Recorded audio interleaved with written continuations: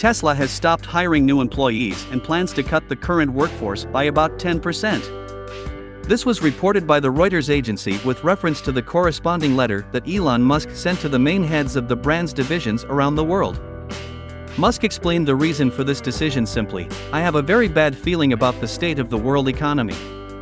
In addition to these measures, at the beginning of June, Musk demanded that company employees return to work in offices and spend at least 40 hours a week there. In Elon's opinion, this way workers will be more productive than during remote work. Otherwise, according to the head of Tesla, the company will consider the employee to have resigned.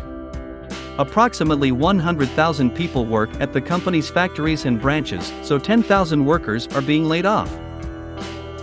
It is likely that Tesla believes that the crisis of microelectronic components will gather momentum and lead to a decrease in production volumes, which will lead to a drop in the company's profits.